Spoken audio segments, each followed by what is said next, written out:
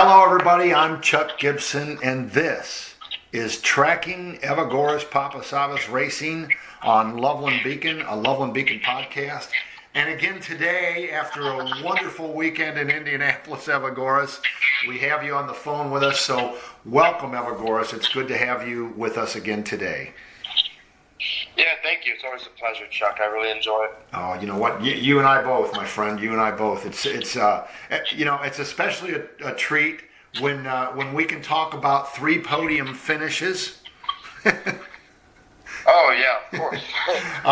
Would have been a little bit nicer, I'm sure, if maybe if all 3 of those were P1s, or at least a couple of them, or one, whatever. But nonetheless, we have to start with kind of Friday/Saturday, because obviously when you got off the track Friday, you thought you were going to be sitting in a great starting spot for the grid for the first race Saturday, and that would have been the number 3 spot on the grid for the start. But some kind of a protest or something, some kind of ruling. We don't have to go into it, or you can go into it if you want. But the bottom line is you moved from that 3 spot because of the steward's ruling to starting from the very back on Saturday. And then, wow, what a wonderful race. Everybody was talking about it. So take us through race number 1 Saturday, starting from the back and bringing it all the way up to that P2 finish. Tell us about that. Yeah, so first of all, finished qualifying in 3rd. Was going to be a pretty solid starting position, but there was a penalty issued because I came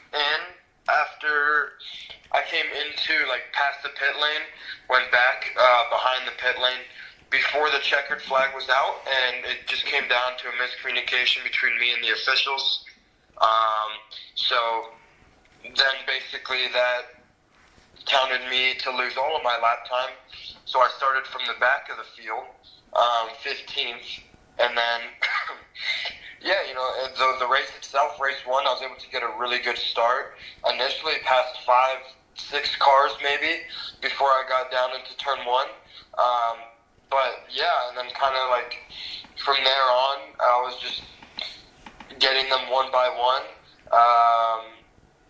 The pace was really good. The car felt really good. And I was kind of just in my own zone of just picking out those good laps, and I was able to catch up to all the way up to P2 and made a final move within the last few laps to get P2. Well, and again, everybody was talking about it. I mean, the race commentators on the video streaming, or we'll call it the telecast of the race, and anybody can go back and find that race replay. But, after that happened on Saturday, race 2 on Sunday, the commentators were like, Evagoras Papasavvas with the best drive of the weekend. And I can't say anything except I agree. So now here the question is, do you agree? Was like that the best drive of the weekend, or what? I'd say that I agree, for sure. It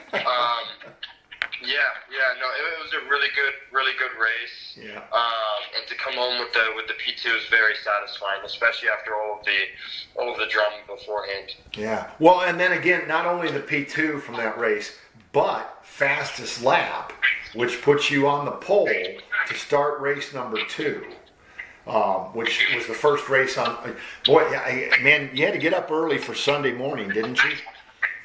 Yep, yeah. I woke up at 5:30. The race was at 8 a.m., so I had to be up bright and early. The question, and I'm jokingly saying, were you awake at this when the light sequence went dark and it was green and go for that first race Sunday? I mean, I was sleeping. I got to tell you. Yeah, I was just barely awake, so just there. Yeah, well, I know you were awake and alert, because the other thing is, after going all the way to the P2 on Saturday, starting on the pole at 8 a.m. on Sunday morning, you got off to a great start and led early and for quite a while there. So, pretty nice. But there was a couple of, I guess at least one yellow in race number 2. But anyway, take us through what the race was for you on that first race Sunday morning. Yeah, so the first race on Sunday morning, it was quite good. Had a good starting position, good first few laps, but unfortunately, a part of the car broke. Basically, the rear bar on my car broke, meaning that the car setup was kind of all over the place, and the car didn't feel exactly how I wanted it to. So we were just struggling with that, and that was just the best that could have done, considering the damage that was done to the car. And I mean, it's just that's just how racing is. It's just how things happen. But yeah, had a good first few laps, but there was some yellows, and then tried my best to hold the position as best as possible, but ultimately dropped down to third. Yeah, well, that was, it was interesting because I thought that when Brady Golan got the pass on you there, and again, I wasn't there live, but watching the replay video and listening to the commentators, we had no idea that you were struggling with a broken part. It was, they were talking about, maybe you used the tires up a little bit too much in that race on Saturday, and they were talking about tires and not the same grip because you didn't appear to be showing the same grip. Well, that makes sense with the part that was broken, not letting you, hold your line the way you wanted to. So that part, it's just one of those things where you just have to, you can't overthink it, you can't overdrive it too much, you just have to drive what you have, and that's what we had that race with the way that the car was, so still happy to come home with the P3 at the end of it all. Well, I was going to say congratulations to you on pulling the P3, because, again, you held P2 for a long time before, I guess Cooper Shipman got you right at the end there with that last pass so he took P2 and you took the P3. But wow, I had no idea that that's what you were struggling with. So congratulations on hanging on to that podium position for that first race Sunday morning. And then that takes us to the third and final race of the weekend at Indy, remind me. So, what was your grid start for race number 3? Where did you start? For race number 3, I started second. That's what I was thinking was number. So you were a P2 start, and that race. And I did see, and for listeners, if you check the standings, and we'll talk about the driver standings here in a minute, Evagoras, but man, lots of yellow laps, lots of caution laps in race number 3. That makes it kind of a rough ride, yes? Yeah, not ideal just having so many yellows after each other. I definitely would not have liked, I definitely would have liked some more green lap running. But, it is what it is at the end of the day. There was nothing that I could have done to change it. But, it's just how it is. Yeah. Well, take me to, and again, all the yellow laps, and the reason I said we'll talk about the standings later is because ultimately not enough laps under green to award full points for all the driver point standings in race number 3. So everybody got half of what they normally would have for whatever finish spot. And that, that's an impact thing. But the other thing, that final lap, correct me if I'm wrong, or, I'll stick with that. Correct me if I'm wrong, Evagoras, but you were positioned on that last lap. It looked like you were making moves and positioning yourself. And, I guess neither one of us can say for sure, but you looked like you were positioning yourself for that winning pass at the end of what would have been that last lap. And then the yellow came out again, and you had to pull up and just ride out, across the finish with Golan.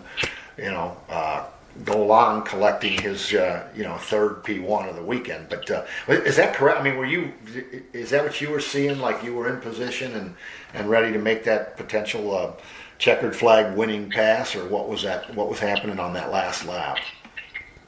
Yeah, it's definitely close, getting closer and closer throughout the lap, and then, ended up going full course yellow the very, very last second, and then from that point, you can't really make any moves. Right. But, yeah, so it's really a shame.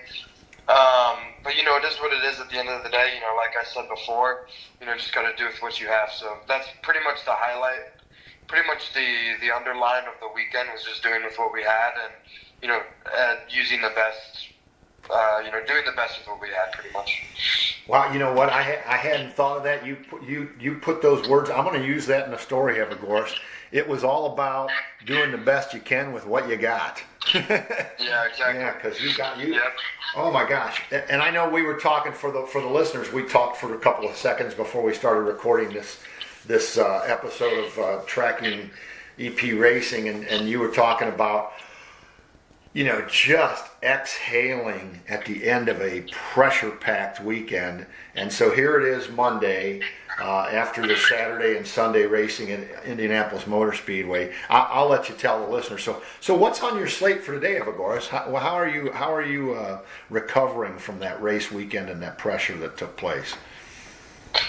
Well, nothing really. I'm not just relaxing at home. I was just building the Lego. So I was just relaxing, just hanging out, just decompressing. Honestly, not really even thinking about racing much at all. That's pretty much what I do after every race weekend is I don't really think about racing much, especially like the day or two after, just kind of reset. But I have work later today, but yeah, so just relaxing and just doing whatever, really. And then comes Chuck Gibson and Loveland Beacon and Tracking Evagoras, and I make you think about racing for a few minutes. So sorry about that. But hey, listen, we really do appreciate you taking the time to share it. And before we wrap it up in just these last couple of minutes, Evagoras, I don't know. I'm going to take a look right now because I have the computer in front of me. I don't know if they finally cleared because again, race one. They're not showing the results on the FRA website yet, which is actually round number 9 for the FRA season. Race 1 on Saturday, they're not showing the final points results because somebody else is appealing a penalty that they faced from the FRA stewards. But I'm going to go like this. So here's the way it breaks down. Once they post those results. Evagoras Papasavvas, you still stand at the top of the driver championship race, and that's going to have you at 160.5 points. Golan with the weekend sweep, picking up. He didn't pick up 75 points because he only got 12.5 points for the third race. Just like you didn't pick up 18 for the P2 there, you picked up 9. But he's going to be 10 points. 10.5 points behind you at 150 in the second spot, and Cooper Shipman has dropped back. He's going to be behind by 34 points at 126 after the weekend racing. So ultimately, the other point for everybody, first of all, congratulations on continuing to stand at the top of the leaderboard for the driver championship after the first 11 events. But also, gosh, the pressure is just incredible, and I can't say enough about the fact that after that first weekend at NOLA, you have been on the podium every race. What does that mean to you? I mean, it just of course it's good. But it's just, part of a long process of just winning the championship. That's our goal pretty much. We have to win the championship at the end of the day, at the end of the season. But, yeah, and that's honestly, what it comes out to, just doing the best with what you have, with what you're given, and getting podiums every race that you can, really. Even if there's going to be drivers that are going to maybe win more than you, maybe they'll have a few more DNFs than you as well. So it all balances out. So at the end of the day, you just have to do the best that you have, and just finish on the podium at every chance you can. That's a great approach, and obviously it's working well for you so far. With 3 wins after 4 event weekends, and a ton of podiums, and sitting atop of the driver championship standings right now, Evagoras. So far be it from me to say, hey, maybe you need to have a different approach. Let's get more wins. But I think what you're doing is looking awful good right now, and we certainly wish you continued success.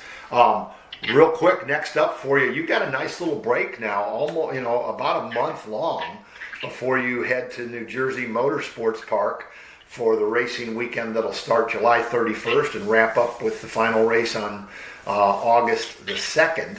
So, hey, enjoy the break. Hopefully we'll get a chance to talk again before the New Jersey race weekend, and you can give the people a preview to that. But right now, thanks for taking the time to recap the Indianapolis Motor Speedway weekend for you. And just, again, congratulations so much on 3 races and 3 podiums, and especially that from the back to the P2 on Saturday. Outstanding racing, Evagoras. Well done. Thank you, Chuck. I really appreciate it. So, hey, again, for everybody listening, thank you so much for tuning in. Once again, this is Tracking Evagoras Papasavvas Racing, a Loveland Beacon sports podcast. And Evagoras, thanks for joining us. And for now, I'm Chuck Gibson, and that's Evagoras Papasavvas Racing.